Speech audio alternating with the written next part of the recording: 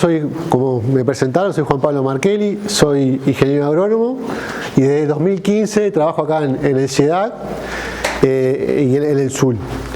La idea de la jornada de hoy, vamos a tener una actividad de salón, que la idea es, bueno, les voy a comentar las principales características que tiene el proyecto de riego y después vamos a ir al campo y en el campo vamos a ver los distintos sistemas de riego y el día de hoy ustedes van a ver que va a estar focalizado en todo lo que tiene que ver el riego en pasturas y lo que es la producción ganadera utilizando el riego.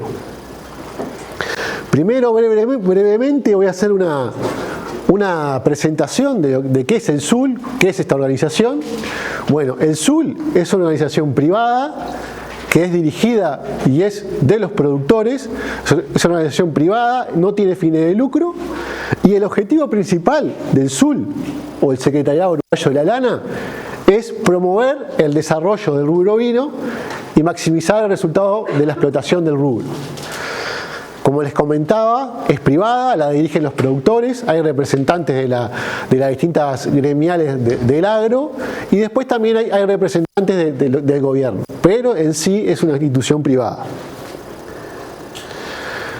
¿Cómo se financia el SUL? Bueno, tiene una parte de la financiación es a través de un impuesto, que es un impuesto en lo que es impuesto a las exportaciones de lana, que hay un porcentaje de esa lana que se exporta que va a ingreso para financiar el SUL y después también por venta de servicios que hace el SUL, por ejemplo servicios o si quieren contratar un técnico del SUL, eso también son maneras de ingreso que tiene la institución. Bueno, ahora dentro del SUL hay distintas ramas o distintos sectores. El que vamos a ver hoy es el sector y vinieron a uno de los campos del SUL. Y acá vamos a ver todo lo que es referido a lo que es la investigación y desarrollo se hace en este campo. Primero voy a mostrarles un poco las líneas generales de trabajo que hace el SUL y después lo vamos a enfocar específicamente al objetivo de la jornada, que es hablar del proyecto de pasturas regadas. El campo en sí tiene unas 1.200 hectáreas. No todo el campo es propiedad del SUL. La mayor parte del campo es propiedad de una fundación Cerro Colorado, que son herederos de Gallinal. Y bueno, el SUL a partir del año 80, en manera de comodato o préstamo y con la condición de que en el campo haga investigación y haga transferencia y reciba a distintos estudiantes, esa fundación se lo presta para hacer sus actividades el SUL en este campo. Son 1.200 hectáreas, son 10 personas que trabajan en el campo. Este es un croquis de lo que es el campo. El campo tiene dos fracciones que está dividido por la ruta. Nosotros nos encontramos en esta área y es el área que vamos a recorrer en esta zona donde está el proyecto de pasturas regadas. Bien. ¿Cuáles son esas líneas de investigación que trabaja el SUL? Bueno, son distintas temáticas, todas fundamentalmente referidas a alguna temática de lo que es el rubro ovino o la explotación ovina, pero trabaja en lo que es alimentación, trabaja en lo que es reproducción, trabaja en lo que es en lana, producción, calidad de lanas, trabaja en la parte toda de sanidad y trabaja en la parte de genética. Nosotros hoy, la temática está dentro de lo que es el rubro alimentación, el rubro de pasturas, y bueno, hay distintos técnicos encargados de las distintas áreas, yo soy el encargado del proyecto de pasturas regadas. Este es un trabajo que, si bien se realiza en el SUL, no lo llevamos a cabo solo el SUL, sino que trabajamos con técnicos de línea y en conjunto llevamos a cabo este proyecto. Ahí, bueno, en mi caso Juan Pablo, después hay otro técnico, Jerónimo Cardoso, que trabaja en línea 33, Claudio García, que es un INIA que trabaja en líneas Las Brujas, después Daniel Formoso, que es un asesor privado, y bueno, esas son algunas de las personas que estamos a cargo de lo que es, este proyecto, el proyecto de Río en Pastura.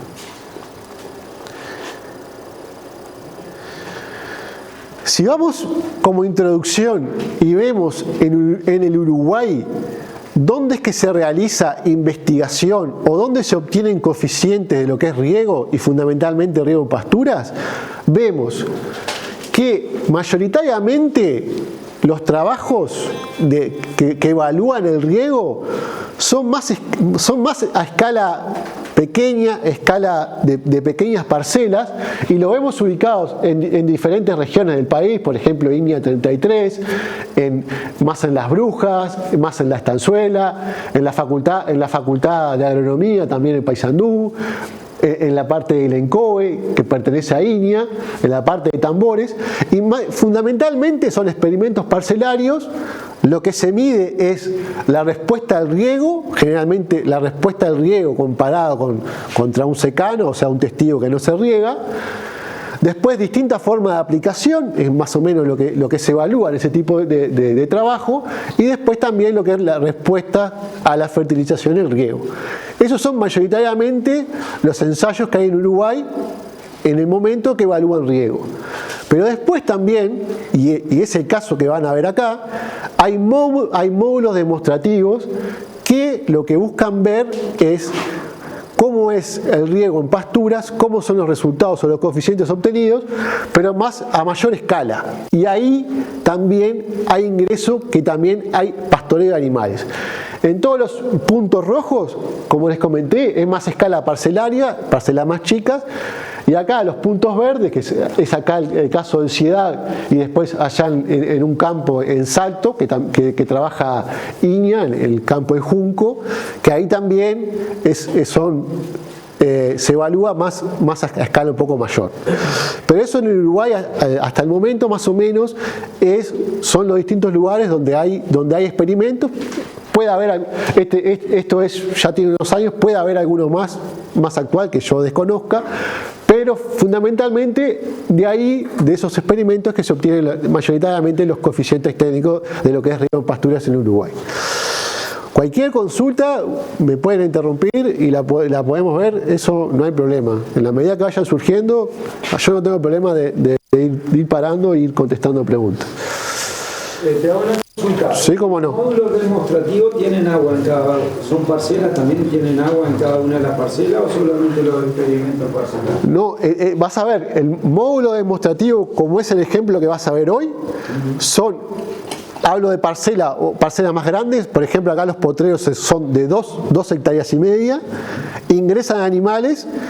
Y hay distintos tipos de riego. Vas a ver que el riego acá es por aspersión, por pivot, pero cada parcela es regada y ahí ingresan los animales y se evalúa más a escala mayor. Los otros son parcelas mucho más chiquitas, que no hay ingreso de animales y fundamentalmente están diseñados para ver respuestas más que nada en producción más vegetal, a por ejemplo, distintos niveles de fertilización, distintas cantidades de riego, más enfocado en eso. Tratan de investigación, digamos. Para investigación. Estos son más por el tipo de diseño, son más demostrativos, más de validación. Aunque también obtenés coeficientes. Pero lo otro es más con un diseño un poco más experimental, que tenés repeticiones, porque buscan contestar otro tipo de preguntas. Acá son parcelas más grandes y lo que buscan es generar coeficientes que involucren no solo la parcela chica, sino que involucren que haya animales y todo ese tipo de interacciones. ¿Se entiende un poco? Son parcelas de 2 hectáreas. Acá son 2 hectáreas y media. También son condiciones un poco más controladas, o sea que no son de tamaño de 15, 20 hectáreas, sino también siguen siendo en condiciones más controladas, pero suma un poco más de área para tener también la interacción animal. Bien. ¿Se entiende un poco los dos tipos de ensayos que hay? Bueno, ahora continuando y entrando un poco más al detalle de lo que van a ver en el día de hoy. Bueno, vamos a ver esa área demostrativa que está acá en Cerro Colorado, en el Ciedad. ¿Cuál es el objetivo? Bueno, es evaluar lo que es la respuesta productiva, ya sea vegetal y animal. Obviamente nosotros le ponemos un énfasis en lo que es la evaluación o los resultados de lo que es la producción ovina. Estamos en el SUL, nuestro fuerte es todo el estudio de lo que es el impacto en la productividad ovina, pero también van a ver que hay vacunos y evaluamos todo lo que es la productividad o peso vivo en general de ambas especies. Y bueno, y también lo que evaluamos son distintos tipos de riego suplementario. Ustedes van a ver que se evalúa pivot, se evaluó el caso de los irripot y también se evalúa lo que es el riego por desnivel. O sea, lo que es más por aspersión y lo que es por desnivel. Bueno, cuando hablamos de esas parcelas de 2 hectáreas y media, en el inicio del proyecto se probaron 5 módulos de pasturas con distintos tipos de pasturas. Ahora van a ver que esto es al principio y les quiero presentar cómo arrancamos, porque algunos de los resultados que yo les voy a mencionar de productividad de pasturas o productividad animal se refieren a estas pasturas. Pero al inicio se probaron 5 mezclas distintas. Ahora vamos a hablar de esas distintas mezclas. Se probaron distintos tipos de mezclas forrajeras. Y bueno, para el inicio, porque quizás yo estoy hablando de mezclas forrajeras y no todo el mundo tiene conocimiento, ¿conoce más o menos qué pasturas se utilizan en Uruguay? ¿Tiene una idea cómo se dividen las pasturas? Sin miedo, para más o menos saber, quizás... Pasturas más perennes, cuando uno habla de perennes son de más larga duración, o sea, dura más de 2 años. Cuando yo le voy a hablar de pastura perenne y le hablo, por ejemplo, ¿han escuchado festuca? La alfalfa. ¿Han escuchado alfalfa? Trébol. ¿Han escuchado trébol? Bueno, avena y regras es lo que se llaman verdeos. O sea, son plantas que duran 6 meses, 7 meses. En el año cumplen el ciclo. Acá nosotros lo que probamos más que nada son pasturas más de larga duración. Y probamos dos tipos de duración. Algunas más corta duración, que duran 2 o 3 años, que ahí yo les voy a mencionar trébol rojo, achicoria.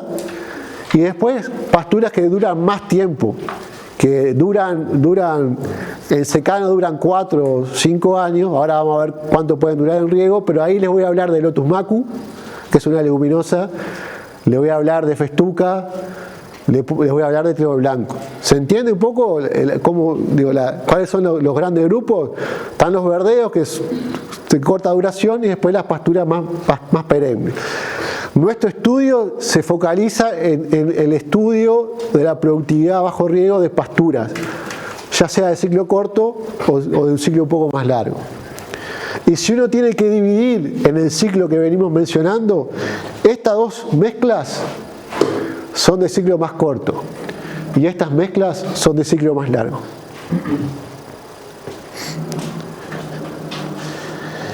¿Y ahí no tenés pastura de invierno y de verano también, no? Acá, dentro de las mezclas, hay pasturas que son más estivales y hay pasturas más invernales.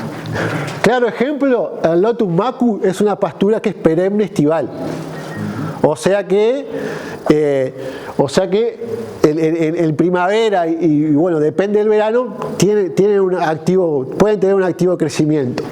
En el caso de la festuca es una pastura más templada, que el crecimiento mayor en Uruguay se da más que nada lo que es primavera. El verano, las altas temperaturas, lo puede sentir ese tipo de pastura. Después, mayoritariamente las que se prueban acá son pasturas más de clima más templado. Por ejemplo, cuando se habla más pasturas más de verano, ustedes han escuchado lo que es tipo sorgo forrajero o tipo moa. Esas son verdeos o especies más de verano. Tengo una pregunta. Sí, cómo no. ¿También mezclan con raciones y con complementos? O? No, acá todo es en base a pasturas. Toda la productividad que vas a escuchar y que vas a evaluar, todo en base a pasturas. No se hace suplemento de la pastura. Bien. Al día de hoy, eso fue... Sí. Una duda, ¿los hallados usan algún químico, por ejemplo, murea o para agrandar la textura? Sí, se utiliza lo que es tecnología de insumos, se utiliza herbicidas, se utiliza fertilizantes. No es una producción orgánica, se utiliza herbicidas, glifosato y algún herbicida específico para el control de alguna maleza, y después se utiliza fertilizante y tal. Y ahora vas a ver que generalmente cuando uno utiliza o cuando uno riega, los niveles de fertilización generalmente también son mayores que uno está acostumbrado a ver cuando no se riega. No hay ningún potrero orgánico. No, nosotros no tenemos ningún potrero que sea orgánico. Todos los potreros que acá, lo que se está evaluando acá, todo tiene, generalmente integra, o hay algún momento hay algún herbicida o glifosato, y después fertilizante, se utiliza algún fertilizante, generalmente se utiliza alguna vez se utiliza alguno orgánico, pero generalmente se utilizan 1846 u otros que no entrarían dentro de la categoría de lo que son orgánicos. ¿Por qué no hacen experimentos solo? Nosotros porque cuando arrancó nosotros estábamos focalizados en este tipo de ensayo, pero eso no invalida de que también se puede probar. La tecnología de riego también ingresaría en lo que es cualquier producción orgánica. En nuestro caso no lo enfocamos aún no lo enfocamos por ese lugar. Bien.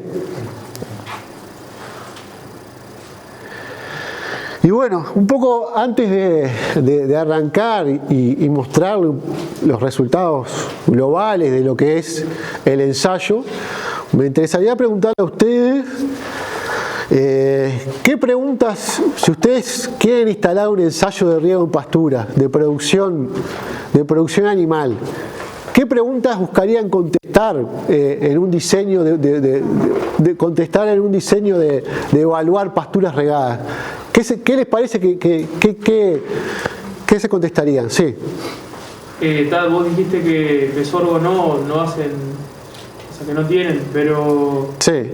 Por ejemplo, en sorgo forrajero, ¿cuántas comidas puede llegar a dar un sorgo regado en verano?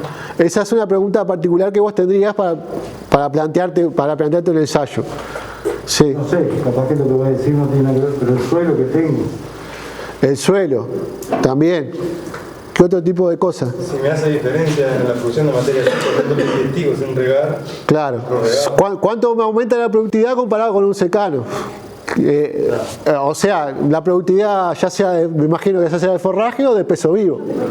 ¿Qué otra cosa les parece que uno trata de responder, o qué interrogantes tienen en lo que es regar pasturas, de lo que es producción ganadera? El agua que tengo, la fuente de agua también. Después, Si es viable económicamente, si vale la pena invertir en un secano. exacto, esa es una pregunta. Cosechar después, Claro. compensa. Esa es una pregunta clave que te van a hacer un productor cuando vos le vas a plantear, bueno, quiero hacer un proyecto de riego. Una de las primeras cosas que te va a plantear es, bueno, pero ¿qué coeficientes económicos voy a tener? ¿Qué inversión, qué ingreso voy a tener? Y bueno, con este tipo de ensayo lo que se busca es eso, es generar esos coeficientes. Bueno, decir, yo cuando está en una pastura de riego y la manejo de determinada manera, voy a tener determinada productividad de pasto, voy a tener determinada productividad de peso vivo, pero también me va a hacer determinado margen. Entonces, esas son todas preguntas. ¿Otra? Sí. La empresa cuenta con energía, tipo paneles, molinos, como para costear eso. ¿Cómo, perdón? ¿La empresa cuenta con...? ¿Esto es una pregunta que te harías o es una pregunta que me haces a mí si esta empresa...? Sí. Es una pregunta que harías, ¿qué tipo de energía tiene? También, porque el tipo de energía o qué energía va a determinar los costos, va a determinar qué tipo de instalación voy a hacer en ese proyecto. También es una pregunta.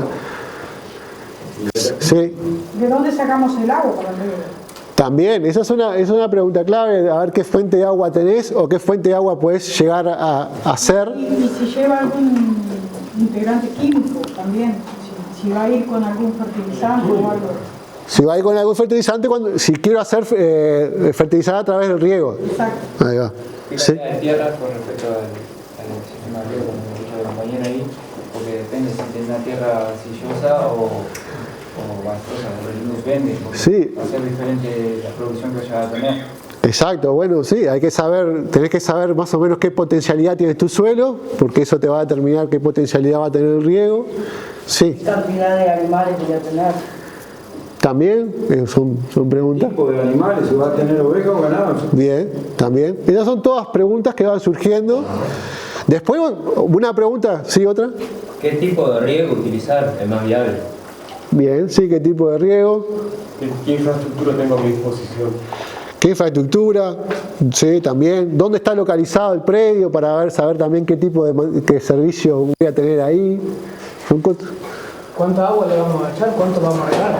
¿Cuánto agua regar? Eso también es interesante. Y es también interesante ver en Uruguay, porque uno dice, voy a regar pastura. En Uruguay, ¿es necesario regar todas las zafras? ¿No es necesario? ¿Cuántos milímetros agregar? Por eso también son interesantes este tipo de ensayo que busca responder eso. Si es necesario todas las zafras, ¿cuántos milímetros necesita la pastura? Y bueno, entonces, eso es a nivel general. Pues, vieron que hay varias preguntas. Yo voy a tratar de ir contestando algunas preguntas, algunas que se hicieron, que fuimos tratando de responder con el ensayo, ¿no? Primera pregunta, una de las que surgía ¿es frecuente la necesidad de riego en verano en Uruguay? ¿Es necesario el riego en pasturas en Uruguay? Y bueno, ahora vamos a ver que sí. Que si uno evalúa, esto es lo que les quiero presentar con este gráfico, es en blanco, esa barra es las precipitaciones. Y el más oscuro es la evapotranspiración, o sea, lo que demanda la pastura. Y si uno hace una serie histórica, esto es para el sur del país, más para la zona de Las Brujas, si uno hace una serie de años interesantes, del 76 al 2016, y evalúa en los distintos meses, uno va a ver que generalmente en los meses de verano, enero y febrero, generalmente la demanda de la pastura es mayor a lo que es la precipitación, ya sea en enero y febrero, como también en lo que es más en noviembre y en diciembre. Entonces, contestando esa pregunta, en Uruguay sí es necesario, si uno hace un balance y con una cantidad de años interesante, uno ve que generalmente lo común en Uruguay es que la demanda de la pastura sea superior a lo que uno le ofrece la precipitación. ¿Se entiende un poco la idea? Este año tuvimos un ejemplo en los primeros días de enero. Este año tuvimos un ejemplo, ya venimos ya como de 3 zafras seguidas que se ha presentado déficit hídrico en lo que es primavera y inicio del verano. ¿Sí? Yo la pregunta que hice tenía que ver con eso mismo, porque o sea, lo que planteé yo del sorgo Sí. es que ya llevamos 2 o 3 años Sí. que el sorgo se planta más o menos fin de octubre, mediados de noviembre, Sí. y generalmente los años para atrás daba entre 3 y 3 comidas y media, 4. Sí. Y ya llevamos 3 años que con suerte da 2 comidas, porque hasta la lluvia que aparece en el mediados de enero o incluso principios de febrero no hay nada. Claro. No tenés comida. Y eso también después repercute cómo uno lo evalúa económicamente a ese sorgo que te sale a hacer los 300 o 400 dólares, totalmente diferente a aprovechar los 2 comidas que tener la posibilidad de 3-4. La duda sería si con un sistema riego, a partir de cuándo podés empezarlo a comer y claro. qué cantidad de comida. Claro, nosotros en un año evaluamos lo que es sorgo forrajero, y hay trabajo en Uruguay de lo que es la evaluación de sorgo forrajero a bajo riego. Nosotros lo evaluamos en un año particular, pero lo usamos como una transición para después instalar otra pastura, porque fundamentalmente nuestros ensayos se evalúa más que nada pastura más. Claro, lo utilizamos como un puente para dentro de una pastura, el verdeo, para hacer otra pastura. Y en verdad el año que nosotros lo evaluamos era un año que también fue bastante llovedor, entonces no tuvo le dio 4 comidas, pero tampoco tuvo grandes diferencias con un secano. Bien.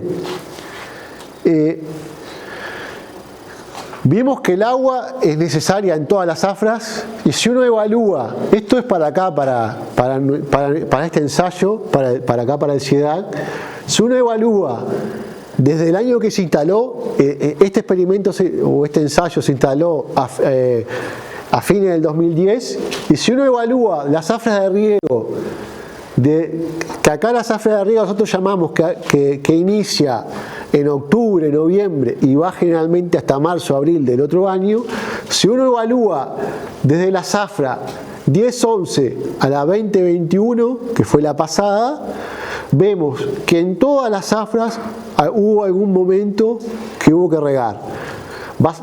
Vemos, por ejemplo, de toda esta serie de años, el año que se tuvo que regar menos, que ahí fue un riego solo, fue en el 18-19, pero si no, en todos los años, en algún momento de ese periodo, de lo que es octubre, noviembre a abril, hay necesidad de riego. Y ahí van a ver las distintas láminas que se aplicaron en las distintas zafras, y si uno ve o hace lo que es la lámina promedio aplicada, por ejemplo, en 11 zafras para pivot, fue cerca de esos 200 milímetros, 180 milímetros. Y si uno ve lo que es para desnivel, la lámina promedio aplicada fue de 224 milímetros. En este caso son 8 zafras evaluadas, porque en el caso de riego de desnivel arrancó la evaluación en noviembre de 2013. Bien, esa era una primera pregunta que había surgido, es si en Uruguay es necesario regar. Vemos que si uno hace los balances ve que hay una necesidad clara de riego, lo que es también en pasturas. Vemos que las láminas promedios que se aplican andan cerca de los 200 milímetros, o sea que yo le agrego esa lámina para poder complementar lo que es la lluvia. Y bueno, eso es un poco de la cantidad y necesidad de agua. Si ahora vamos a ver o tratar de responder la pregunta, ¿cómo es la producción de forraje en las pasturas regadas? Las pasturas en riego producen más. ¿Cuánto más producen? ¿Duran más? ¿Cuánto más duran? A nivel, ustedes más o menos, ¿cuánto creen que producen? Sí. Cuando dice que rinden más, ¿con qué las compara? ¿Cuáles parámetros? Claro, el parámetro es secano, sin riego. Pero de acá, del Uruguay. Del Uruguay, también si de la zona también me serviría más. Pero la pregunta iba para ese lado.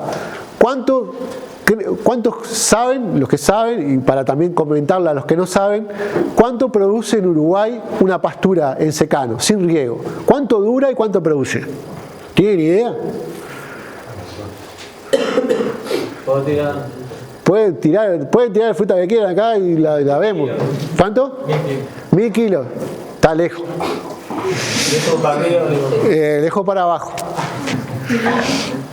La producción de las pasturas, producción en materia seca, las pasturas en Uruguay en secano, esas pasturas que hablamos más de ciclo largo, duran en algunas zonas del país con buenos suelos 4 o 5 años, y tenés, por ejemplo, el primer año produce cercano a los 5.000 kilos, tenés un segundo año que produce más cercano a los 10, 12.000 kilos, un tercer año que baja y ya produce más cerca de 5 o 6, y un cuarto que es muy errático según cómo venga el año, puede producir también 4 o 5, y en promedio la productividad anda en 5 o 6 toneladas de materia seca, o sea, 5 o 6.000 kilos. Eso es lo que produce el secano en Uruguay, las pasturas, y duran 3, 4 años generalmente. Ven que también el segundo año, para muchas de las pasturas, fue el año de mayor productividad. Lo que pasa es que esa curva también ocurre, pero todo a mayor nivel de productividad. Con un primer año cercano a los 7 o 10 toneladas, depende de la pastura, pero un segundo año con niveles cercanos a las 24 o 25 en algunas pasturas. Y después empieza a bajar, y después lo que se da es que se estabiliza esa productividad en esas 15 toneladas, se estabiliza. A partir del tercer, cuarto año se estabiliza esa productividad. Y ahí es que se termina un poco se determina la evaluación de esa pastura. Y ahí resiembra de vuelta. Y ahí se resiembra. ¿Pero se quema todo de vuelta o se hace de cero? O se quema, se echa herbicida, se quema y a veces se hace un verdeo después y después recién se hace otra pastura. Se quema, sí. En todos los casos del segundo año se empieza mejor. No, en algunos casos no, en algunos casos puede irse al tercer año, pero en lo que es pastura, por ejemplo, el secano, generalmente el segundo año es el mejor, y en riego vemos que eso también es similar. El segundo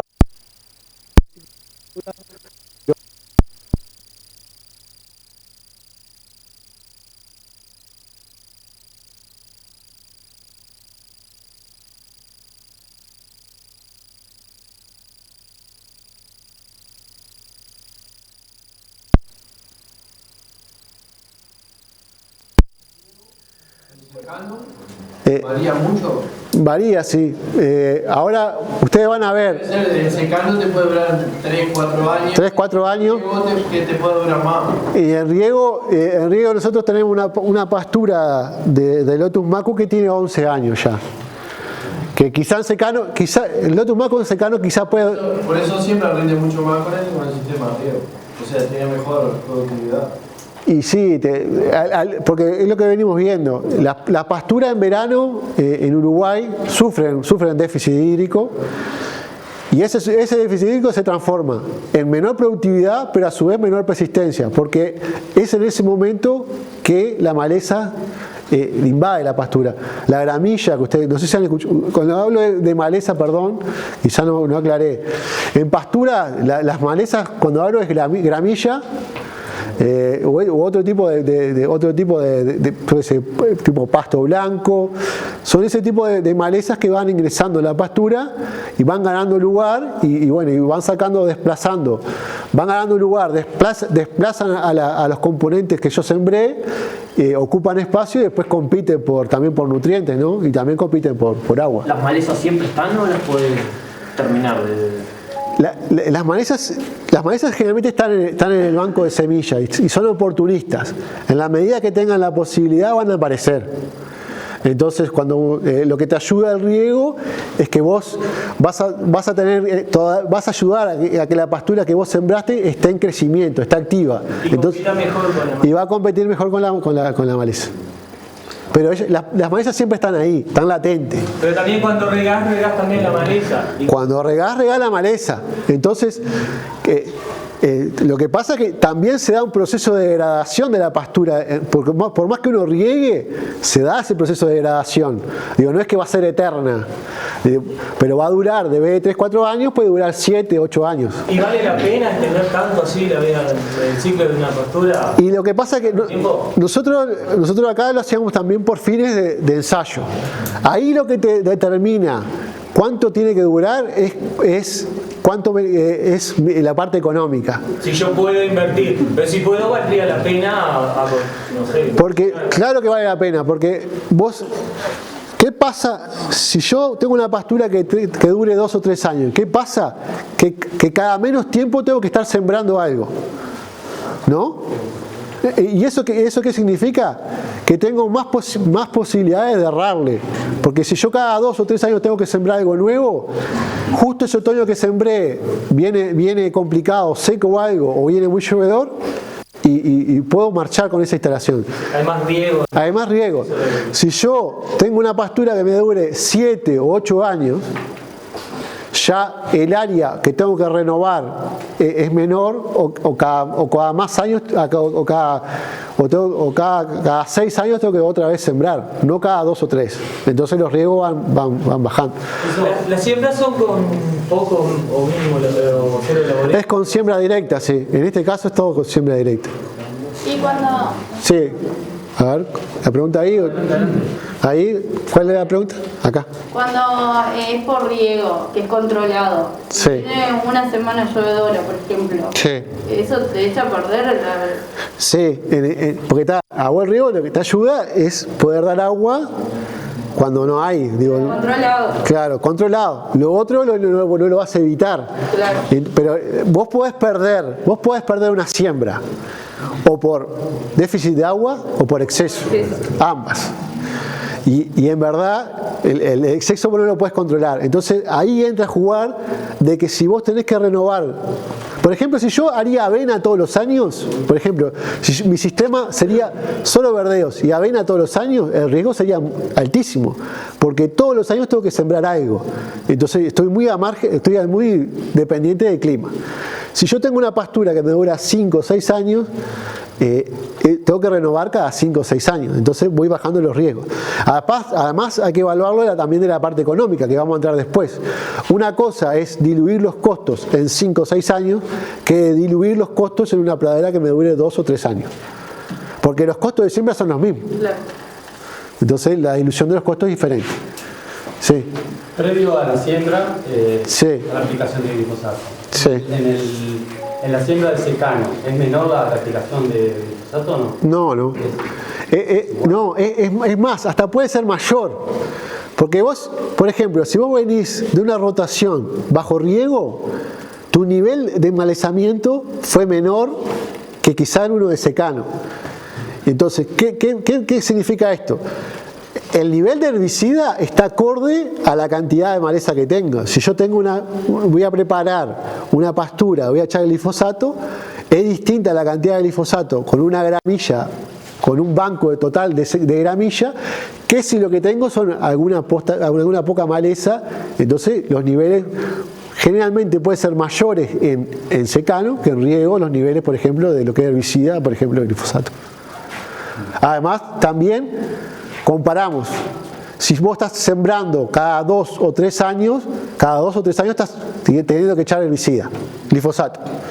Si vos tenés una pradera que te dura 5 o 6 años, es cada menos tiempo que estoy echando herbicida.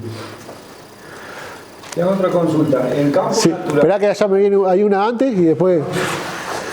Sí. El nivel de nutrientes en las pasturas esas que duran años. Sí. ¿Se mantiene o se va degradando? Esa es una pregunta que en verdad queremos responder. Nosotros en este ensayo hemos sacado muestra de lo que es carbono orgánico, o sea, nutrientes del suelo. ¿Y qué hicimos? Sacamos afuera de la parte regada, en el campo natural, que es nuestra referencia, y sacamos dentro. Todavía no tenemos resultados, pero eso en la bibliografía te dice distintas cosas. Algunos te pueden decir que aumenta, porque ¿por qué puede aumentar ese carbono? Porque vos estás comparando. Un campo natural te produce 4.000, 4.500 kilos.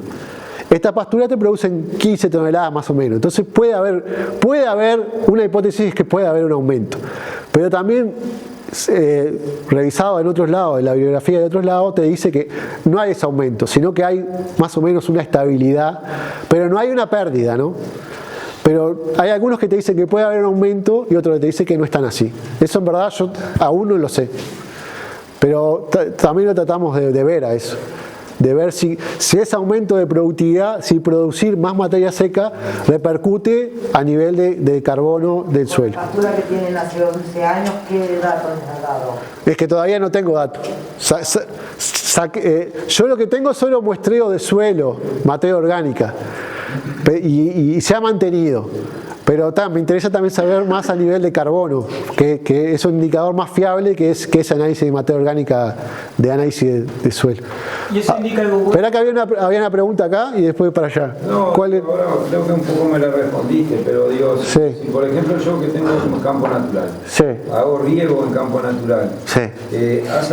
digamos, el costo que vos tenés en el riego de campo natural contra el costo que vos tenés de riego en una pradera, por ejemplo, Sí. la cantidad de materia seca que vos vas a sacar en el campo natural que vas a dar va a ser mucho menor o bastante menor que la de la pradera, pero tu costo de hacer una pradera al campo natural va a ser menor también en el caso del campo natural. Sí. ¿Han evaluado cuánto es la diferencia, digamos, de kilos, más allá que me respondiste 5.000 kilos, Sí. pero del costo que vos tenés en hacer una pradera con el glifosato, la semilla y todo, y hacer el riego en el campo natural? Nosotros acá en este ensayo no hicimos riego de campo natural. Hay otros ensayos en Tacuarembó. Puede hacer en el campo. Sí, hay ensayos. Hay ensayos en Tacuarembó, en Tambor, en esa zona, más a nivel parcelario, y hay datos, hay bibliografía que muestra el potencial al regar campo natural. Digo porque índice CONIAL 100 no es un índice CONIAL malo. No, es el índice promedio en Uruguay. Y digo, creo que nosotros no evaluamos. Estoy contra el glifosato, entonces te estoy averiguando lo que... Está bien, digo, pero digo, vos también, hay otras opciones, por ejemplo, hoy hablamos del Lotus Macu. El Lotus Macu se puede utilizar o bajo tipo pradera o cultivo, pero se puede utilizar en un mejoramiento de campo. Entonces, ahí en esa opción, vos no tenés que usar herbicida o glifosato. Vos lo que hacés es agregás esa leguminosa en el campo natural. Y eso que te permite aumentar la productividad de ese campo natural, y en ese caso también es otra opción. Nosotros no la hemos evaluado, pero también es otra opción. Es una opción válida también. Sí, ok. Allá había una pregunta después. Era por lo que estaba hablando hoy, Sí. me podían medir o intentaban medir el carbono en el suelo. Sí. ¿Y eso es indicativo de algo bueno o malo? Cuando algo bueno, si yo, porque ¿qué pasa? Generalmente cuando uno cuando uno sustituye el campo natural para hacer pradera, para hacer cultivo, ¿qué pasa con el carbono en la materia orgánica? Bajan. De eso que tenía al inicio empiezan a bajar, porque hay proceso de degradación de esa materia orgánica. Pero acá yo lo que estoy haciendo es sustituyendo el campo natural que me produce unos 4.500 kilos, y eso tiene un sistema radicular. A veces lo sustituyo por una pastura que produce unas 15 toneladas de materia seca. Pero ahí es la hipótesis que te mencionaba. O puede ser que se mantenga, o hay gente que te dice que puede ser hasta que aumente. Pero en realidad yo todavía no te puedo responder esa pregunta porque no tengo datos para responderte esa pregunta. Sí. Sí. En el periodo de productividad que viene, sí, como el otro, ¿se usan herbicidas selectivos también? Aparte del glifosato del inicio. No, nosotros puntualmente, por ejemplo, hay una pastura, la pastura que es de Lotus Macu pura, ahí lo que se tenía que utilizar es un graminicida, que es un herbicida que se utiliza, que es específico para matar gramilla. Pero lo que pasa que, ¿por qué? Porque hoy cuando hablaban de la pregunta, y bueno, ¿por qué a veces es bueno no solo una especie? Por ejemplo, cuando vos tenés la mezcla de festuca con Lotus Macu, ya ahí vos no sos tan dependiente de la graminicida, porque vos tenés un mejor balance. Cuando tenés solo Lotus Macu, generalmente el proceso que ocurre en la pastura es que vos tengas que intervenir con un graminicida, que después lo podemos hablar en el campo viendo la pastura. Y capaz que continuamos porque si no, y vamos viendo otras cosas, y después en el campo va a dar la opción también de comentar todo ese tipo de cosas de lo que es herbicida. Esto es lo mismo, evaluado para todas las pasturas. Un segundo año con un pico de productividad y después ya el cuarto, quinto, sexto año como una estabilización en esas 14 toneladas de materia seca. Bueno, otra pregunta que uno se puede hacer es cómo se comportan las pasturas en las distintas estaciones del año. Y bueno, si uno ve, y acá lo que hicimos para las distintas mezclas, hicimos una relación de la productividad de verano comparado con la productividad de primavera.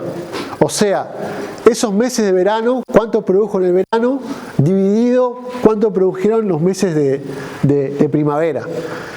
Generalmente secano lo que ocurre es que la productividad en verano, la productividad en primavera es la más alta de la pastura, y en verano la productividad es errática, depende del verano, pero puede haber veranos que produzca bien como veranos que no produzca casi nada.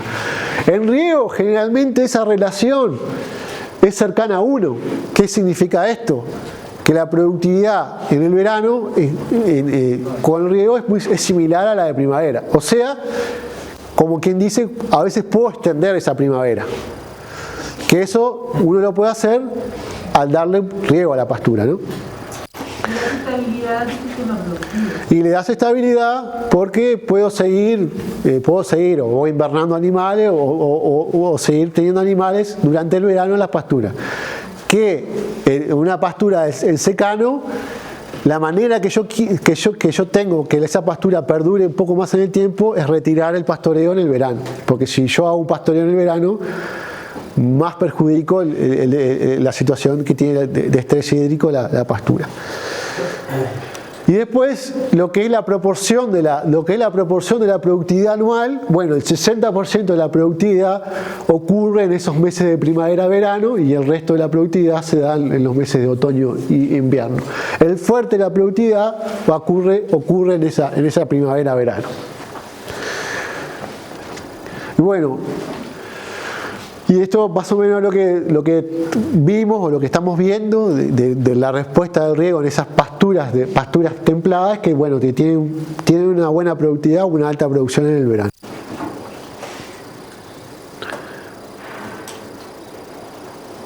Bueno, ese era el componente de productividad de pasto, pero también interesa cómo ese pasto se transforma en producto animal, en peso vivo.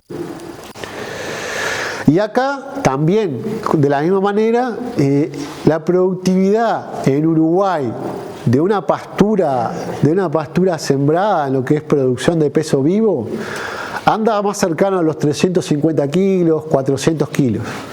Eso es en promedio lo que tengo de producción de carne o de peso vivo en una pastura en secano. ¿Eso sería por hectárea? Sí, por hectárea. Yo siempre cuando hablo de esos coeficientes hablo por hectárea. ¿Perdón? ¿Y en cuánto tiempo? En el año. Promedio en el año, unos 300. Cuando uno habla de esos invernadores que invernan novillos sobre pradera y eso, generalmente obtienen en el año unos 350, 400 kilos. En las pasturas, ¿no? Pasturas sembradas. Eso es secano. Sí, es secano. Eso es para darle una referencia, como hicimos con lo que es producción de forraje, la misma referencia en lo que es producción animal. Para que tengan una referencia cuando uno habla de lo que es producción bajo riego. Bien, la productividad en las pasturas largas, o sea en festuca, en lotus macu, en promedio anda cercano a los 800 kilos. Y ahí está dividido en lo que es productividad de ovinos y vacunos, y en ovino es producción de peso vivo de corderos pesados, cordero para carne, cordero con el fin de la venta para carne, y después vacunos, que ahí vacunos las categorías que ingresaron son o vacas de invernada, o sea vacas para engorde, o en algunos momentos algunas categorías de recría, pero fundamentalmente vacas de invernada. Y ahí ven que el promedio son unos 837 kilogramos, el peso vivo por hectárea. Siempre cuando hablo de esta referencia se habla por hectárea. Y bueno, con un máximo de unos 1.400 kilos un año. Y bueno, con un mínimo cercano a los 400 kilos otro año. bueno, y como, eso también para pasturas cortas, también cercano a los 800 kilos, con un máximo cercano a los 1000 kilos, y bueno, con un mínimo cercano a los 400 kilos. Y bueno, esto para riego de nivel, también cercanos a los 800 kilos, máximo cercano a los 1000 y bueno, mínimos cercanos a los 400 kilos. Esto es un poco el resumen de los datos o los coeficientes obtenidos acá en el módulo de lo que es la productividad de lo que es esta la vamos a pasar y vamos a ir ya directo. Bueno, como vimos,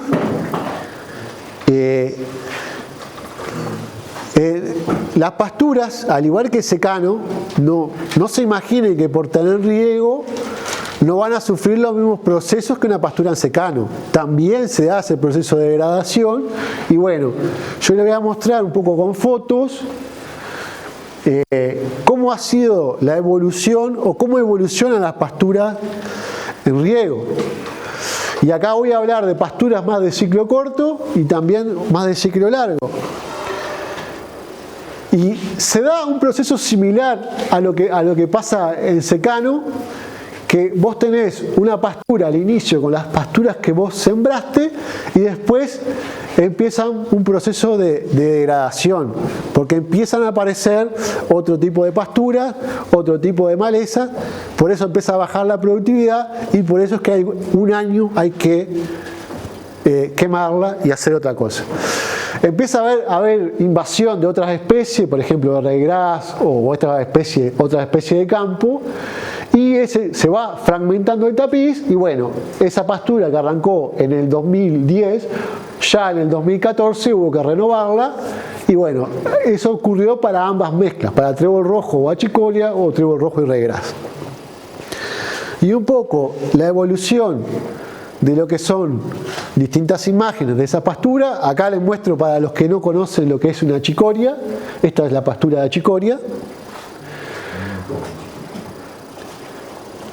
Y bueno, la evolución es que al principio ven, tengo lo que yo sembré, tengo mucha presencia de achicoria, tengo presencia de leguminosa de trébol rojo.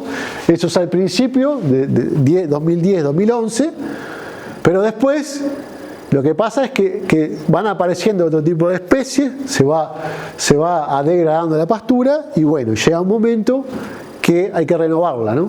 Porque se fueron perdiendo esas pasturas que yo sembré, entonces la productividad ya empieza a ser menor. Bueno, lo mismo ocurre con las pasturas más de ciclo largo. Por ejemplo, las pasturas de Lotus macu o festuca, que al principio tenían las especies, después empiezan a desaparecer. Por ejemplo, la pastura de festuca y trébol blanco llegó un momento que se perdió el trébol blanco y quedó solo festuca. Y bueno, y estas pasturas, por ejemplo, en el caso del macu, por ejemplo, festuca de macu, la pastura de festuca de macu llegó un momento que la productividad también fue baja, entonces hubo que renovarla. Bueno, y acá un poco lo que es la pastura al inicio, cuando se siembra, en el 2010. Después también ahí ven lo que es la pastura de lo que es festuca y Lotus macu, aquella de festuca y trébol blanco, de ricel instalada. Después ya un poco más instalada la pastura.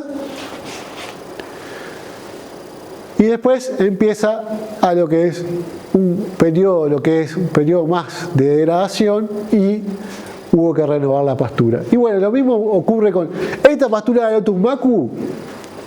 Es una pastura que se sembró en 2010 y ahora van a ver que todavía está en el campo. Y esa pastura también tiene un proceso que uno... Hoy cuando hablamos de la intervención, ¿por qué tengo que intervenir en esa pastura de Lotus macu con un graminicida? Porque ocurre lo siguiente. Como es solo el Lotus macu puro, empiezan a aparecer otras especies por ejemplo, empiezan a aparecer lo que son las anuales invernales, y atrás de eso empezó a aparecer lo que es la gramilla. Por eso hay que intervenirla para poder seguir teniendo la pastura productiva. Hay que aplicarle 2x3 algún herbicida. Pero ahora después lo vamos a ver más claro en el campo a eso. Y estas son las distintas imágenes de lo que es la siembra de la pastura, cómo estaba la pastura. Después ya empieza a haber un proceso de degradación, empieza a aparecer lo que es espartillo o ese tipo de especie más de campo. Y bueno, ahí también ya empiezan a aparecer lo que son pasturas anuales invernales. Y bueno, y después ya hubo que empezar lo que son con los graminicidas. Bien, ahora yendo a lo que son y ya vamos terminando. Una de las preguntas clave es todo lo que es, bueno, todo muy lindo, aumento de la productividad, tengo más producción, pero ¿a qué costo? Y bueno, vamos a ver un poco los distintos coeficientes económicos. En lo que es pivot, en la evaluación de lo que son distintas pasturas largas, si uno hace el producto bruto, o sea, valoriza la productividad de carne, ya sea de vacas o de corderos, y la productividad de lana, el producto bruto anda, siempre hablando por hectárea, anda es de $1.359. El costo de lo que es la pastura del riego, el costo total en este caso, la pastura, el riego, la fertilización, el manejo de los animales, anda cerca de los $1.000. Y si uno hace el producto y le resta el costo, el margen es positivo y anda cercano a los $350. Pero esto está claro que son valores promedio. Yo en rojo le pongo lo que son valores máximo y mínimo, y van a ver que, por ejemplo, en lo que es margen, puede haber años de margen negativo, que ahora vamos a ver por qué puede ocurrir, pero puede haber años de muy, muy interesante margen. Pero yo, como comentaba más temprano, lo interesante cuando uno evalúa o obtiene el coeficiente, y fundamentalmente en esto lo que es riego, interesa generar coeficiente con varios años. Y estos son de esos 10 años de estudio y con muchas mezclas y con varias mezclas probadas. Pero si uno hace en general, el margen es positivo y bueno, y anda en esos $350. Perdón, es anual, ¿no? Es en el año, es en el ejercicio agrícola. Hoy, ¿se acuerdan que cuando mencioné que un ejercicio agrícola iba de 1 de julio al 30 de junio? Bueno, en el año, en ese ejercicio, por hectárea, el margen anda en ese valor promedio. Es decir, que si tenés 100 hectáreas te deja $34.600. Sí. En promedio, para una serie de años, en promedio es ese. Pero ahí vos estás diciendo margen bruto y el margen neto. Y pasa que el margen neto, ahí ya entran a jugar, que son otros costos más fijos, más que dependen más del lugar específico. Acá está evaluado solo margen bruto, no están algunos costos fijos. Sí, por ejemplo los empleados. En verdad, empleados está metido acá como costos de producción, pero otros costos fijos más de infraestructura, de lugares. Y después costos de producción, sanidad y todas esas cosas también están metidos ahí. ¿Y Sí. eso se supone que son dueños de la tierra y del agua? Exacto. Que no es algo tan, no sé. Por eso, esto es hasta sin descontar. Después, si tenés que renta, hay que descontar la renta, hay otros costos. Esto es bruto. Por eso, para neto, falta esos otro tipo de gastos. Serían costos que si fuera secano los tendrías también. También los tendría, sí. Por eso no están tenidos en cuenta, ¿no? Por eso para generar coeficiente no lo meto acá porque además me entregaría mucho más la cuenta.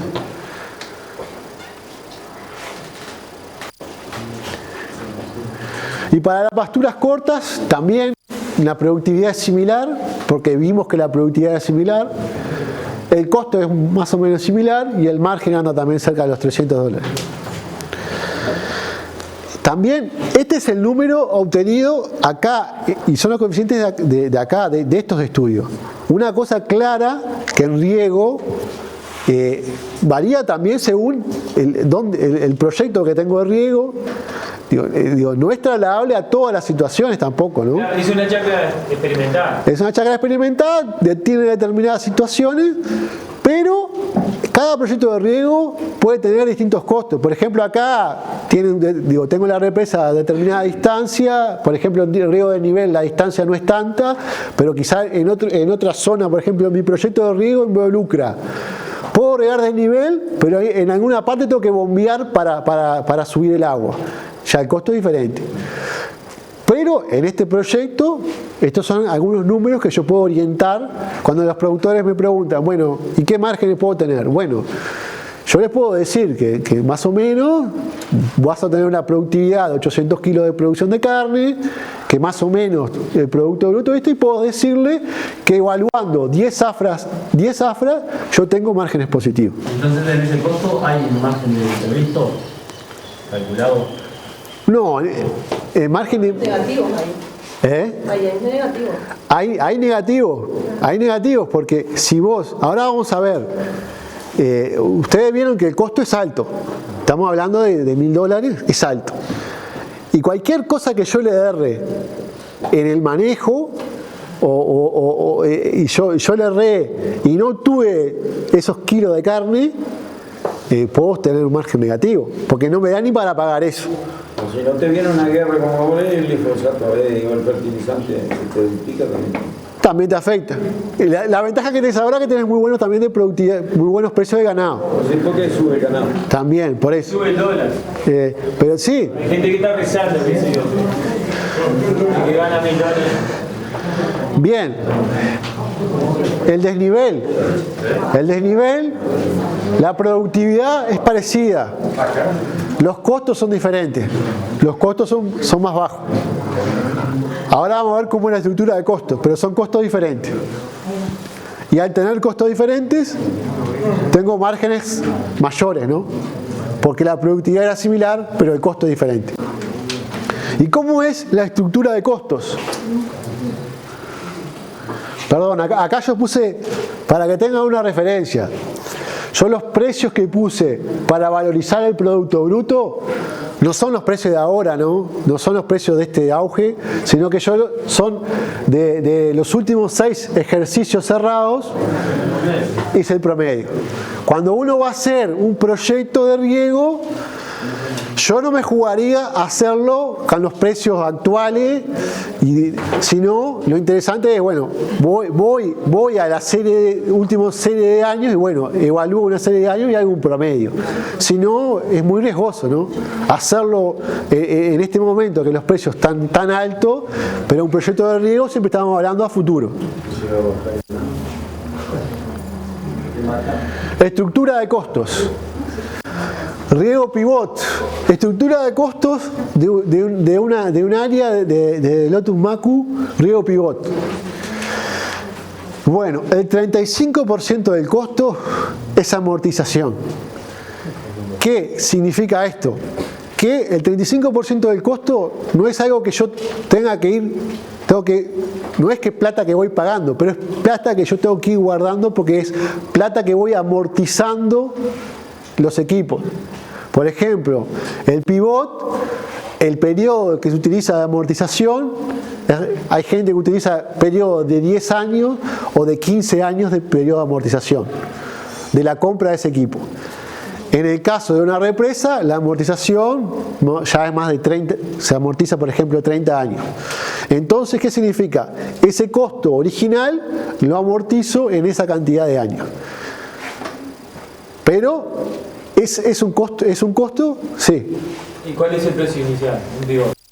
De un pivot, hoy lo que pasa es que varía. Ahora van a ver que el pivot que hay acá es un pivot chico, es un pivot que te riega 3,6 hectáreas, es un mini pivot, y este valió, cuando se compró en el 2010, valía $37.000.